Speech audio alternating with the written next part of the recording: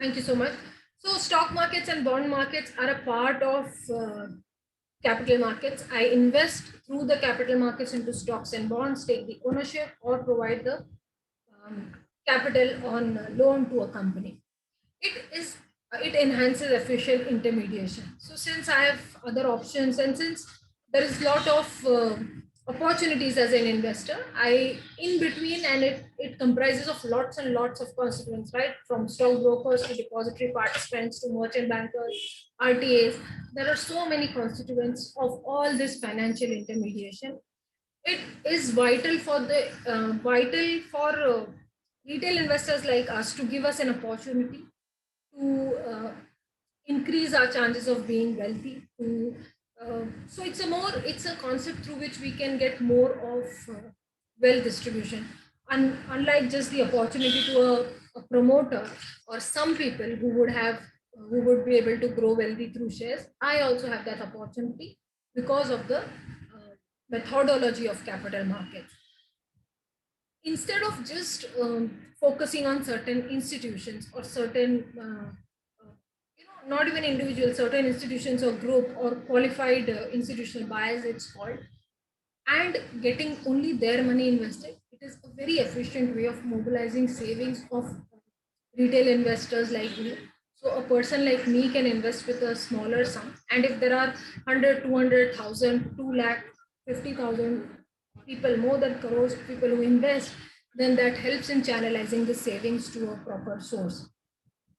There is volume of investments, and that of course helps in the liquidity.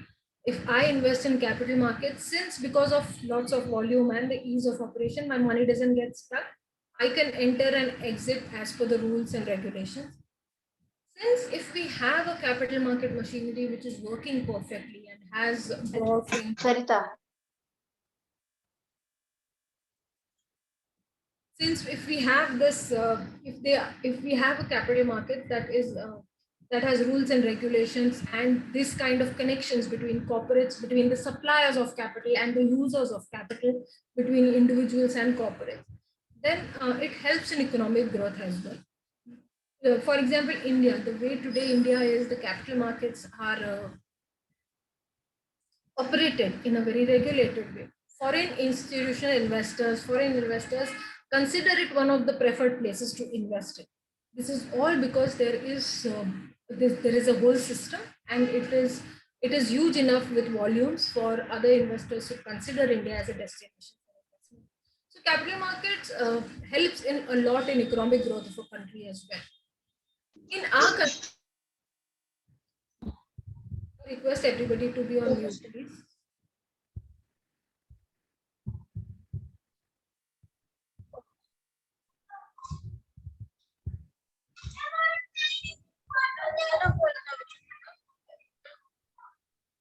Jivita, can you tell me how is it possible for me to mute everybody? Is it possible?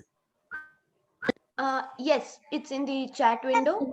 You can make everyone mute. I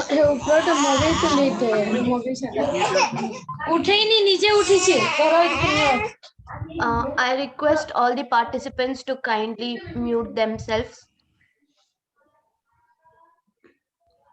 Anyways, I am unable to figure it out over here.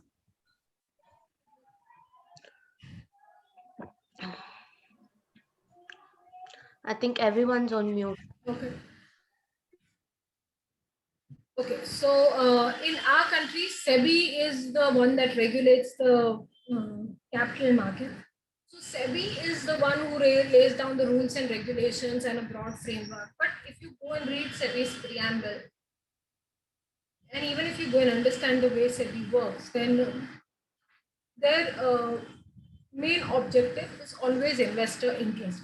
So when SEBI was launched way back in the 90s also, then also the way it was set up was the protection of investors' interest. So the first and foremost thing SEBI wants to do is protect investors' interest. Second, of course, is promote the development of market. So as I said, we are integrated with the world, and if we want the other foreign investors to come and invest in our country, there has to be a certain rules and regulation, a set of that which they can be sure about, that okay, this is the way this market functions, and hence we can launch our products here. And in the same way, if there are some newer kind of products that come up in the Western world or the developed market, whichever way you see it, then SEBI lays down the rules and regulations, how they can be adopted to the Indian scenario as well. And third, it regulates the market. So if I want to participate as an individual, as an investor in the market, or let's say some corporate wants to issue its shares and securities and want to participate in the market, then both of us, whether it's me or whether it's the corporate, both of us have to follow the rules and regulations of laid down by SEBI. We cannot say that, okay, I have so much money, so I will invest in the shares of a corporate, but I will not follow these rules. It doesn't work like that. If I have to, until it's a private transaction, if it's through a public mode, we have to follow those. In the same way, if the company thinks that, okay, I want to launch my shares, I want to issue my shares to the general public, and but this is not the conditions I will follow. I will do it on my own conditions. So it doesn't work that way. It is regulated by SEBI, and we both have to follow the rules and regulations. Now, capital markets comprises of all kinds of securities, right? Shares or bonds or a hybrid mixture of both of them. When the shares or securities, when the financial securities of a company are first time issued, it's called the primary market or the new issue market. I'm sure you must have seen advertisements on billboards or newspapers, or of course, pop ups on apps and websites as well. So, whenever it's the first time a company decides to go public, it is called the new issue market, primary market, first time market, anything of those sort. Here, the issuer company in consultation with the merchant bankers. So, merchant bankers are large institutions, they help do all the filing with SEBI. So, there are a lot of compliances the company has to follow. In terms of declaration of its business, declaration of its books of accounts, its plans going forward, what is it going to do with the money that is being raised? All these details they have to file with SEBI. Merchant bankers are the people, are the guys, organizations who help do all this paperwork. It is tremendous amount of paperwork, and merchant bankers help them do this, help them put it to SEBI. Now, merchant bankers are the ones here also who help in consultation with the company decide on a price for the company. So, if you would have seen an IPO advertisement any time, then you would have seen that generally there is a band and then you have to bid as per that. What that band should be is merchant bankers in consultation with the promoters. The merchant bankers would gather data about how the company standing it is in the market, what is the kind of competitors, shares, and everything, and along with that the future plans of the company. And when all this is in totality is seen, and then a price band is figured out, and then people have to apply as per and bid for those shares. The other important constituents are RTA. Just like merchant bankers are the main guys for corporates with their dealing for SEBI, RTAs are the ones who help maintain all information about investors. So, what are the shares this investor asked for? What are the kind of shares they were allotted? Maybe I applied for a lakh of shares but got only 50,000 of shares. What is the address? Did he get the dividend? Did he get the bonus? So everything about, they are called registrar and transfer agent. They register the shares in the name of a individual, and suppose I die, then they are transmitted to my heir or nominee, whoever I want it to. Mostly a company would like to go out and issue its shares and securities, let go of its holding if it requires to raise funding. Now, they can obviously raise funding from promoters, but after a certain point that is limited, right? How much can one individual fund, and maybe put their own money in a company if it's growing larger and larger. Also, if I have to approach, then the next option I have to approach is banks. Banks may charge an interest. Here I get funding, but I'm not paying interest. I'm making people owners in that company. So that is one of the reasons why people invest in shares and corporates issue those shares. So anybody here invested in securities market? Anybody of you have shares, or anybody of you invest in shares? Yes, ma'am. Yes, ma'am. Yes, ma'am. So is Yes, it ma'am. is it an IPO or is it Yes, yes, ma'am. I have IPO as well as stocks. IPO and That's- stocks both. So that's great. You must be knowing a lot of rules and regulations then already, or maybe having an idea of what are the things. Secondary market is when these issues, these whatever has been the securities is now open for trading on the stock exchange. So whether they are equity shares or whether they are bonds, once they are issued and they are traded on the stock exchange, it becomes a secondary market, post-issue market. This is what we mostly hear day in and day out, especially for shares that Sensex and Nifty or market आज ऊपर है नीचे है, market बहुत volatile है, or things like that. This is typically pertaining to the trading happening on exchanges. Here the price, once the issue is listed, the listing opens as per the demand of the shares. And here the price is determined as per demand and supply. What is the kind of expectation the company the people are having from the company, that will it grow in its business, and what is the kind of profit a company would make. That way the price is determined. In secondary markets, the major components are stockbrokers and DP. Stockbrokers are the one who help you trade in the stock market. So through whom you pay, through whom you do the transaction on an exchange, through whom you approach the exchange. So mostly, if you would have a demat account with your bank as well, then they would have a separate entity as a broker. Through them, you transact through the exchange. Or even if a person who's not a bank, any organization which is only dealing in shares. Stockbrokers help us do this trade, whether it's buy or sell. DP is a depository participant account. So just like there is a bank and you have a saving account, so your cash is in the saving account with a bank. In a depository participant, you have a demat account and your shares are in that demat account. So DP is exactly the DP and the demat account for you is exactly the relatable part for banks and savings account that you have. This helps. Due to securities market, we always have the option to exit some investment. We are not stuck. We will get whatever the price is at that point of time or day, but we are not stuck that we have to compulsorily hold the share forever, or maybe if it's a bond, hold it till its maturity. We have the chance to exit it to trade on. So it provides a lot of liquidity, and it gives a lot of, since there is trading of securities, it's lots of volume, and it helps determine the price also in terms of demand and supply for a share.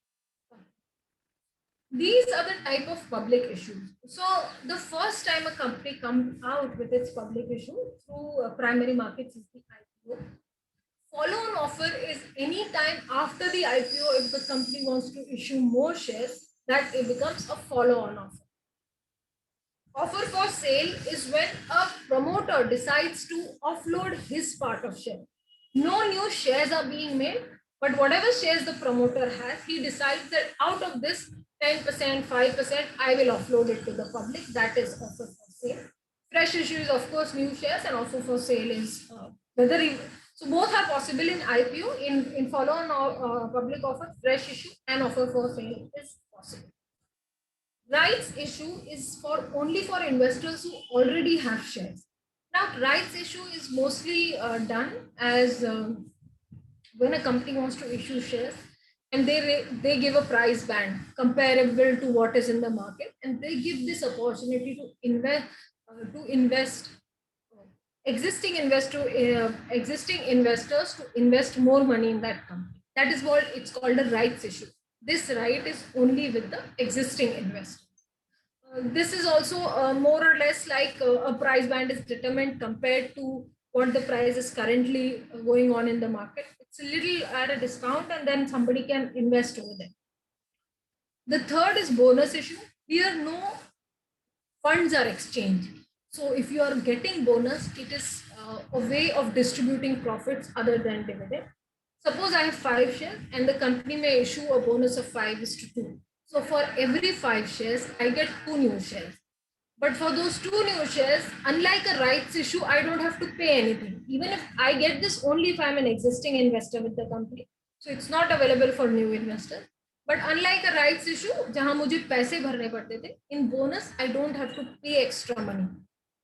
This is a bonus issued by the company to me. to all the investors.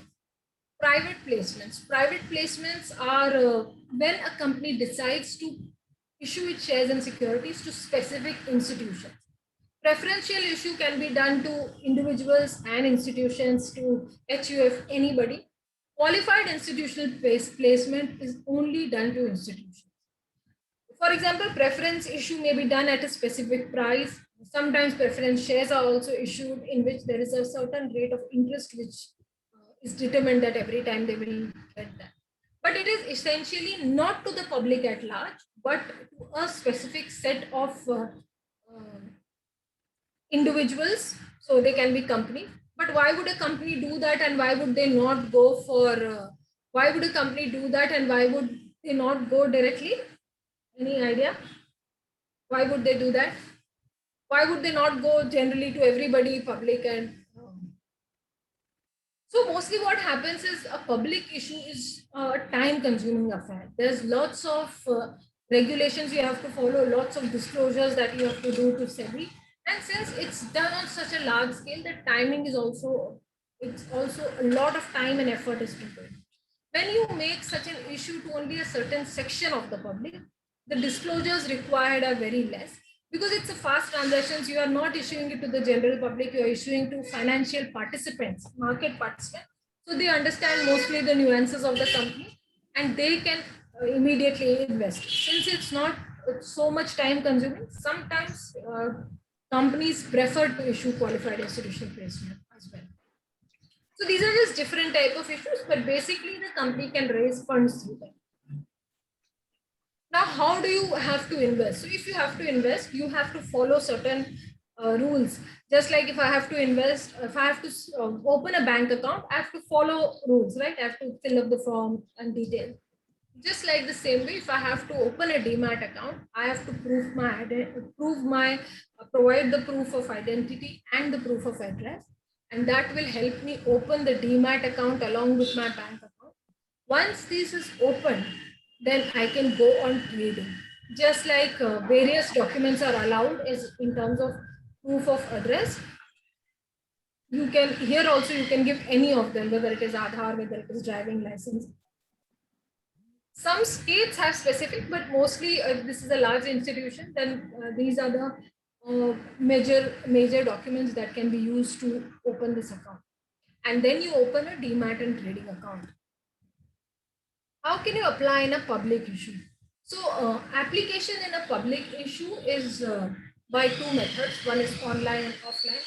Offline is, of course, you take the form, fill up if you already have a demat account, you fill up the demat number and everything and just submit it at the stockbroker or the bank who is participating in that issue. Offline, there are 2 or 3 methods. One is if there is a participating bank and you can invest through ASBA. ASBA is application supported by blocked amount. So what is ASBA? Earlier, what used to happen that if I applied for 1 lakh of shares, I had to keep that balance in my account. When I do the application, that 1 lakh used to move out of my account. And if I issued shares of 60,000, then I get the 40,000 rupees back. Now, what all happened in this was as soon as the money moved on out of my account, I didn't earn interest on that. 60,000 rupees shares I got, but I had to keep a track of 40,000 वापस आया नहीं. By what time is it coming back? Things like that, right? You had to keep track of how did the whole transaction pan out. ASBA helps you in this. If I apply for 1 lakh of shares, the 1 lakh amount is blocked in my account. Out of that, the 1 lakh, once it is blocked, if I get only shares of 60,000, only 60,000 moves out of my account. As an investor, I don't need to worry whether 40,000 rupees has come back or not. Again, till the time that 60,000 does not move out of my account, I continue to earn my saving bank's interest on the total 1 lakh. So from an investor's point of view, it is very easy. From corporates, it is also very convenient because they don't have to keep track of how much issue, how much return they have to do. And if there was a delay, then they had to pay interest. So that is also, eradicated that problem. You can also do a UPI transaction if there is a sponsor bank who is participating in it. 3-in-1 account is the most common account through which everybody, all of us, mostly if you are trading, you will know. So this thing which is there, the bank account, demat account, and trading account, this is a 3-in-1 which is open and is the most easiest and convenient way for a person to trade. So suppose you have cash in your savings account, then you move that to a trading account to trade. Only that much amount will be in your trading account, and from there it will go to the exchange once you place a buy order. When that money goes to the exchange, you get the shares, and these shares are put in your demat account. Now, this is a buy transaction. Exactly opposite or the vice versa is what happens in case of a sell transaction. You have shares in your demat account, they move out of the demat to the exchange, and you get cash in your trading. You can keep it in your trading, you can take it to a savings account, you can reinvest it in shares, stock markets, or you can buy anything else. If it's in the saving bank account, you can take it. So this is the flexibility that comes with a 3-in-1 account. Mostly everybody trades with these days. What are the trading options, investing options an investor has? So first is intraday trading. Intraday trading was where buying and selling is done within a matter of minutes. It's high risk, high return. 80% of the volume is on the exchanges is that, and there are lots of algorithms and financial institutions who participate in this. It's very risky, so not advisable, especially for beginners. Second is delivery based trading. Here also, investors can buy shares in a month or two when they feel that okay, the share price has gone as per their expectation or has not gone and they would like to exit. Then after 2 months they would sell the shares. 1 or 2 months, 2 months is not a fixed amount, time. This is called delivery based trading. Third is investing. This is what long term investing is about. You analyze which companies are there, you decide which companies you want to invest in by studying their, all the details. We will come to that just after this. And when you participate in the company as a promoter, so the promoter may have 60,000 shares and you may just have six, but you are still the owner of the company for those six parts of that company.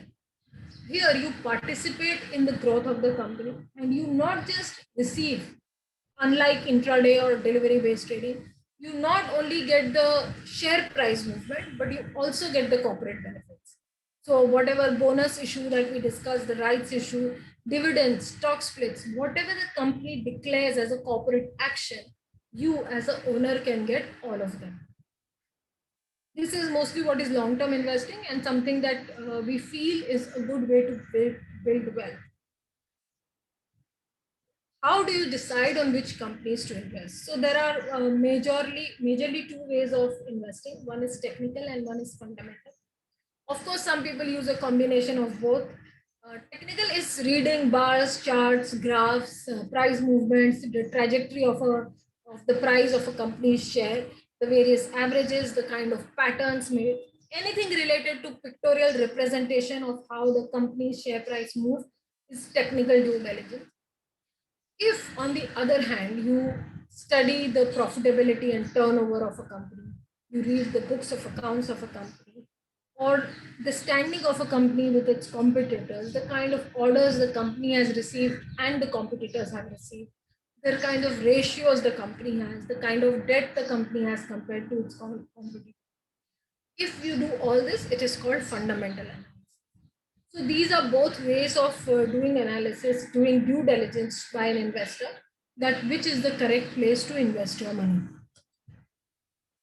Since you're a shareholder, as I said, आपको सिर्फ share price increase नहीं मिलता. You are a share owner, you are a part owner of the company. So what you get is also all the corporate benefits and actions by that company.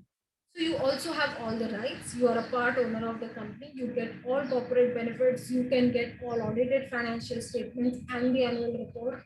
You receive notices of general meetings, and you can attend those general meetings and vote on matters over there also, which are put for voting. Also, if you have any grievance, suppose you have a grievance like, as an investor, you had only 5 or 10 shares and you are not treated fairly, you are not given the corporate benefits that have been announced for shareholders.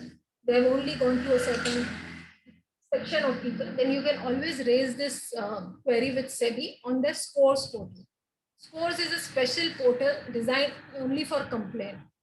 Any complaint you have against capital market constituents, so definitely not against the bank, but let's say a stockbroker, exchange, a mutual fund, a merchant banker, RTA, any of the capital market constituents or the company, you can put it up on Scores portal and SEBI will follow it up. What are some of the things that you need to take care of while investing? You should only deal with SEBI registered intermediaries. So generally, whenever I do these sessions, people mostly ask me, is it safe to invest through these apps which have come up? Go and check on the SEBI's website. Does their name reflect in the SEBI's intermediaries list? If it reflects, then it's definitely safe to invest. There is no problem. If it is not a SEBI registered intermediary, then definitely don't invest through them. Take informed decisions and do proper due diligence. Don't buy on impulses, and don't even sell. With the convenience of apps and websites and notifications, we have the benefit of information at that time and real time. But this does not help us build a long-term portfolio. So in a long-term portfolio, I think you would have visited that yesterday, that review it like once a year. Don't review it with each notification that you get. So don't invest or sell by that each notification. Ensure that delivery of securities and payments of money is done to the broker as soon as you do the transaction. Don't keep excess money in your broking account. If you do offline trading, then there is no need to keep signed delivery instructions with the broker. And verify your balances in your Demat account and subscribe to SMS. We have to follow rules and regulations just like the corporates. So we have to do our KYC. We should keep our email ID and mobile number, which is active, which we can continuously use in the form, so that we can get to know of all transactions that happen in our trading account or Demat account. And if there is something fishy, we can immediately take a step to, resolve it. Pay funds and transfer securities on time. Whatever voluntary conditions you're signing up for, or whatever the risk disclosure documents that you are signing up, always take a look. Have a broad outline of the operational framework that is there, whatever product you're investing in, so that you're not caught off guard and neither does a fraud happen.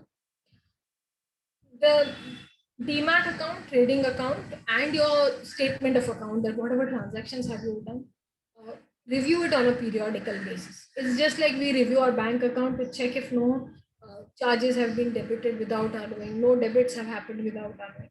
So these are hygiene factors that we must take care of. If you have any grievance, then you can raise it to a stockbroker. If he solves it, great. If otherwise, you can raise it again to an investor service center of the exchange. Otherwise, you can still take it up to the investor grievance resolution panel and finally settle it through arbitration. These are the steps any investor has with them to, in case of any problem which comes up, fraud which comes up, or any transaction. Since you are an owner, know your rights, that you should receive funds and securities in your account within 1 day of payout day. The contract note. So what is a contract note? Contract note is like a bill when you will go to buy things, and if there is quantity, rate, time written, in just the same way, whenever you do a buy or sell transaction, you get a contract note which has the item name. So which shares you have dealt in, which bonds you have dealt in, what is the price, the time, the exchange on which you place the order. So you will get that contract note within 24 hours of the trade. Always take a look whether things are in order. Ensure that you receive statement of account at least once a quarter from the stock group. And any complaints, of course, you raise it to the Scores, to SEBI. Now, as I said, SEBI has the preamble of SEBI reads about investor interest safeguard. So SEBI has taken a lot of investor protection measures. Now we can do KYC online. If we want to do internet trading, then only we need to sign a POA, otherwise POA is not required. There is a whole new pledge and repledge of framework in terms of securities. There is something called a basic services Demat account. So if in a year if you're investing less than 50,000 in equity, then for the Demat account you don't need to pay any charges. This is called a basic services Demat account. If you, of course, go above this limit, then it will become a normal demat account. Mutual funds. If you ever decide to invest in a mutual fund, whether through the exchange or whether offline through the website, always read this risk label of that mutual fund scheme. So if you decide to invest in a scheme, the product brochure, or if you just put that name in the online search engine, you will see a label which says low risk, high risk, or moderate risk. This will help you decide whether that scheme is suitable for you or not. And also, if you hire an advisor to help you to invest, the fees charged by the advisor is also capped. So these are some of the measures SEBI has taken to ease the way for investors' interest. If you have any questions, you can write to us further at contact@homemoneytalks.com. Otherwise, I'll try to answer them as much as I can right now.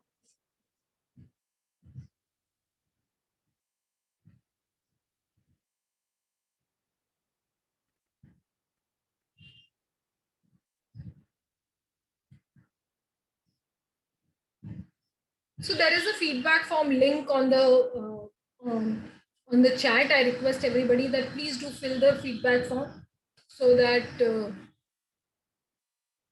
we know if the session was useful and what are the things that we do. And if you also have any questions, you can write to us at. Power of attorney is a document which gives the right to somebody else. So you can sign up a power of attorney like in general. I give my power of attorney to, let's say, somebody, and I say that this person can do all kinds of transactions that I would want to do. So anything, suppose there's a house in my name, but if the transaction goes from that guy, that girl, whoever, then they have the right to sell, lease, take it out on rent, take a loan on it, anything. Power of attorney is giving my right to somebody else. Earlier, what used to happen, a whole power of attorney was executed, but now that has only required if you have to do internet trading. Why is that needed? Because you place the order on a trading account, but your shares are moved out of your demat account. So it's a little bit of technical thing which happens. That's why we give the broker only power of attorney for internet trading facility. It is not a full trading, full power of attorney saying that, okay, he can transact also, he can buy also, he can do everything. Not that, only for that part of the thing we give. Money market, ma'am, what is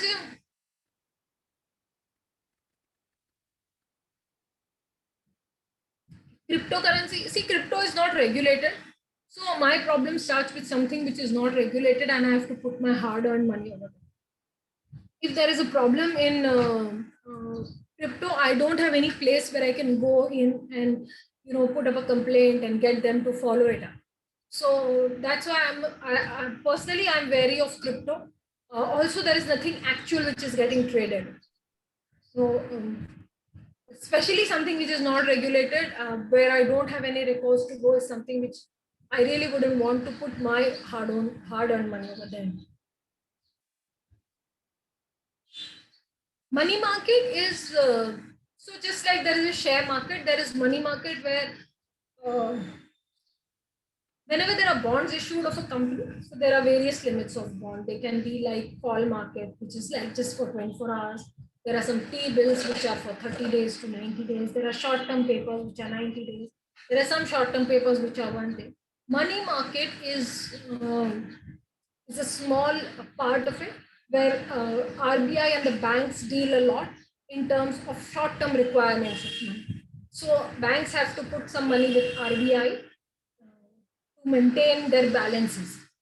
So money market deals are there, money market papers are there. A bank buys, takes loan from money market. It's a very short-term part of investment, mostly used by financial institutions. Other corporates as well, but mostly by financial institutions and mostly by banks and institutions who deal in. So money market is a very short one and it's a part of the bond market. It's not a part of the share market. So and also money market is the method, one of the places through which RBI regulates the flow of liquidity in the system. So when it wants to release more liquidity, it will flush the system with more money. If it wants to suck out liquidity, so that to manage interest rates, then what happens? It will issue its bonds and shares bonds and securities so that people will invest that money. So that money comes out of the system into RBI. So money market is a method to manage the short-term requirements of money in an economy, mostly done by RBI through intervention by RBI, and participants are banks and financial institutions. I hope I could help you out in that. What is SIP? Is it same as okay? Jivita, there is something related to the link pen. Please, can you check it once? Somebody has said. Yes, ma'am. I'm checking. I'll be sharing the link with Mr. Abhilash for the students. Okay. Okay. What is an SIP? Is it same as mutual funds? SIP is a method to invest in mutual funds. So it is a part of mutual fund. It is only a method to invest. It's like RD. Recurring deposit is not something different, right? It is a method to invest in an FD of a bank. अगर आपके पास if you do not have 10,000 rupees today, you can decide to invest 1,000 every month in an RD. So you are investing that 10,000. You are investing that 10,000 in a bank FD only, but you don't have money today, or you don't wish to do that today. So every month, the same works for an SIP. SIP is the method through which you invest in a mutual fund. So you can decide to invest in debt or equity or a mixture of both called hybrid. Any scheme that you decide in, you can invest in that scheme through SIP. So SIP, you can invest weekly, fortnightly, monthly, whatever you decide, whatever time period you decide. SIP is a method to invest in mutual, Anupriya. So that's what I'm telling you. SIP is a method. It's like asking me is a monthly deposit good, or if you put a total amount in FD good? The product is the same. It's an FD. So an SIP is a mutual fund itself.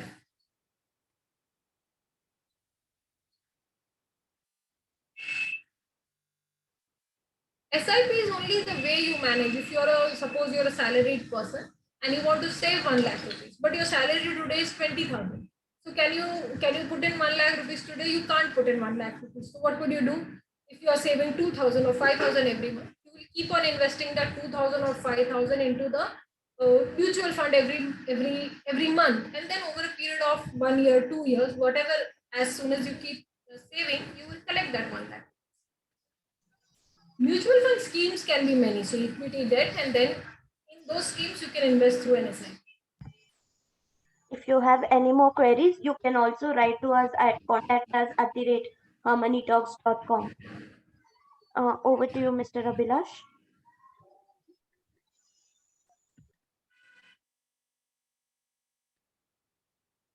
So if there are no other queries, then thank you so much. Okay, I have one more query. Adani Group shares, I'm sorry, I will not be able to speak on specific shares. And if there are any general questions, please let me know. Otherwise, thank you so much, and I hope this session was useful to you.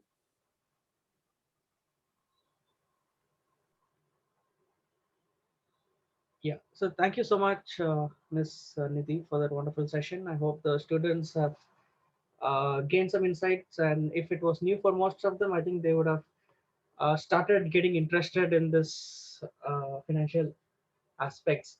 So thank you once again, and I hope that the students will continue to be benefited from your other sessions and the sessions that are lined up for the other days also. So yeah, so anything else, Ms. Jeevita, anything else that is required? I think the students were filling up the feedback form. Some of them are facing problems with that. Yes, is that sorted out? regarding the Okay. feedback form, I'll check with the team and get back to you. Yeah, and yeah. also, I've shared the feedback form with you, so I'll get back to you soon. Oh. Yeah, sure. Yes. Okay, then. Thank you so much, I think we everyone. can end the session, right? Yes, sir. Anything you want to add? Yeah. We can end this. Okay. Thank you, everyone. Thank you so much. Thank you.